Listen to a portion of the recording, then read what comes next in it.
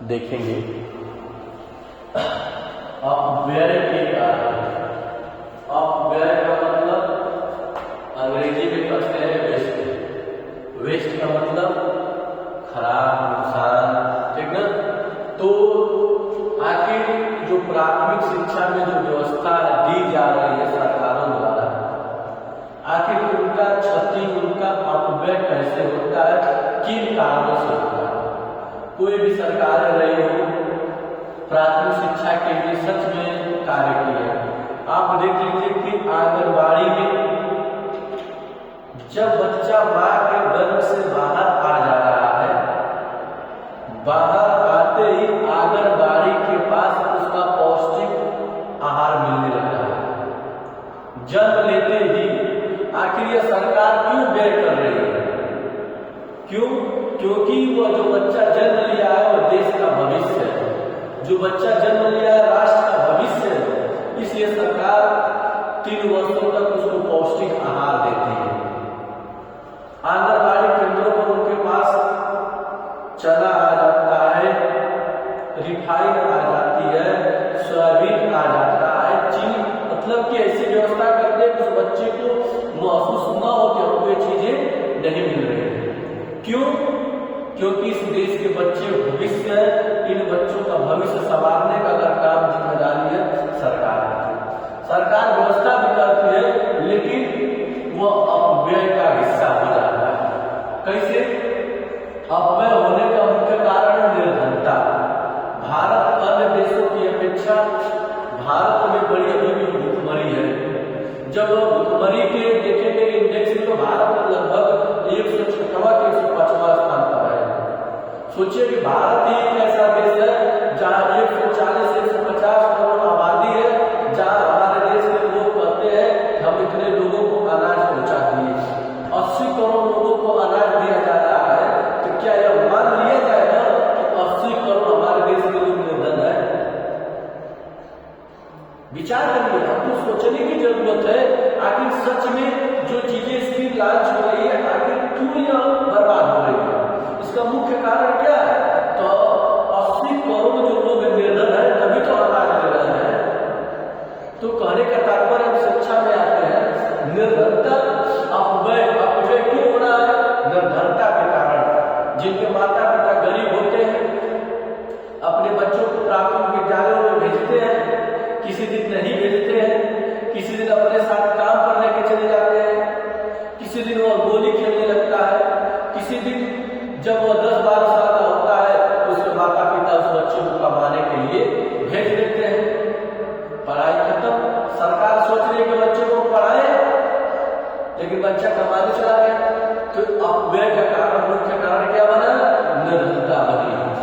दूसरा, अभिभावकों का अशिक्षित होना। आज अगर बच्चे कुछ अशिक्षित के शिकार है तो उनके अभिभावकों की गलती है।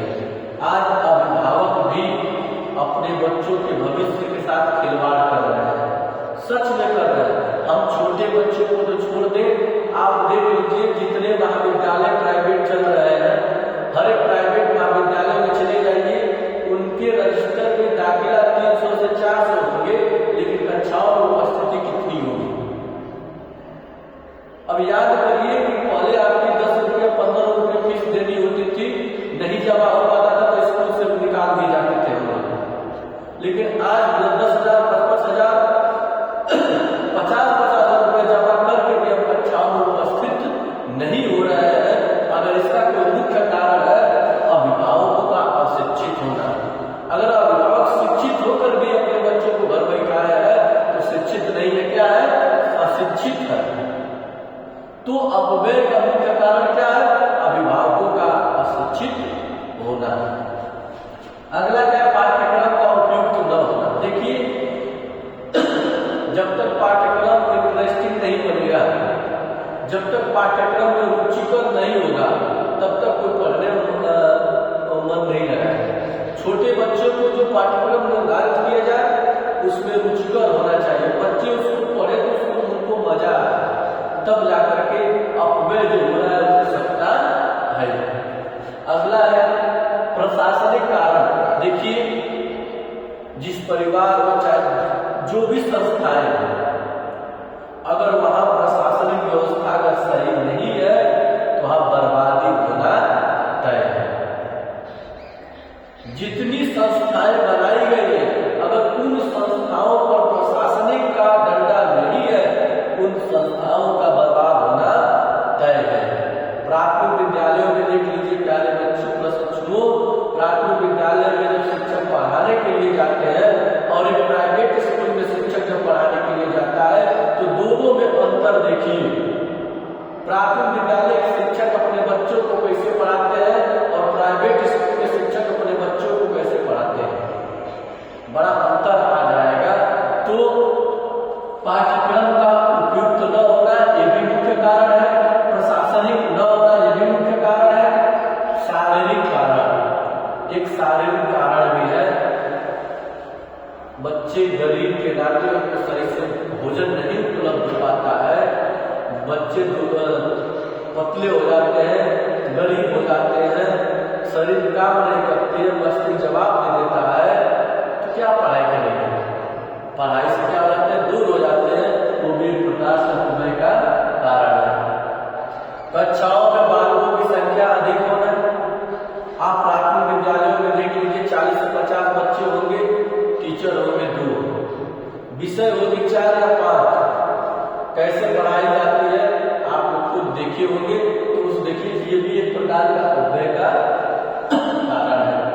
योग्य शिक्षकों का अभाव, देखिए हम योग्यता में तो प्राथमिक विद्यालय में शिक्षकों को नहीं काट सकते हैं, क्योंकि जो शिक्षक उसमें गए रहे होते हैं वो ट्रेनिंग लेकर के जाते हैं, उनकी ट्रेनिंग भी कराई जाती है और वो टेट भी पास होता है, सुपर टेट, तमाम प्रकार की परीक्षाओं को पास करके वो योग्य शिक्षक वहां जाते हैं। लेकिन जाते ही वहां जाते ही उनकी योग्यता क्या होती है, समाप्त हो जाती है। तो इसलिए योग्य शिक्षकों का अभाव भी अपव्यय का क्या है, कारण है। अगला है सामाजिक कारण। देखिए सामाजिक कारण यह है कि अगर बगल के आदमी का पतो या वो कोई वो पतो उतार, एक सामाजिक कारण है। अगर कोई लड़का के 15 वर्ष में दिया, कोई लड़का के 15 वर्ष में दिया, तो एक बाल विवाह में मुख्य कारण इसका है, निर्धनता भी उसमें है, समझ रहे ना। तो अपव्यय के कारण ये सारी चीजें हैं जिनकी वजह से आज हमारे जो सरकारी धनों का बंटाधर हो रहा है, इन कारणों से हो रहा है। नहीं तो चाहे किसी भी सरकार रही हो, शिक्षा के लिए आगे आई है। क्या क्या नहीं, सरकारें खाने के लिए भोजन की व्यवस्था कर दी, पहनने के लिए कपड़े की व्यवस्था कर दी कि नहीं, बैग की व्यवस्था कर दी। अब उस बच्चे को केवल सुबह जग करके कापी किताब लेकर के विद्यालय पहुंच जाना है। इतने के बावजूद भी शिक्षा नहीं प्राप्त कर रहा है बच्चा, तो यह किसकी गलती हो सकती है? आप खुद से अनुभव करिए, आखिर ऐसा क्यों हो रहा है? वो भी हमारे देश में।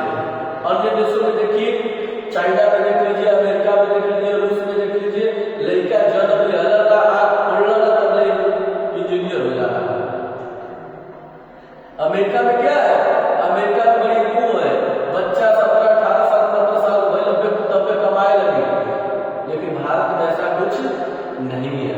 तो इसलिए विकसित देश है और हम लोग क्या है, अभी विकासशील है, हम लोग लाइन लगाए तब हम उस देश में रेस में हम लोग भी आगे निकले। इसका मुख्य कारण यही है, जिस दिन ग्रामीणांचल से बच्चे पढ़ने लगे, गांव से अच्छे से बच्चे पढ़ने लगे, हमारे शिक्षा की हालत सुधर जाएगी। ठीक है।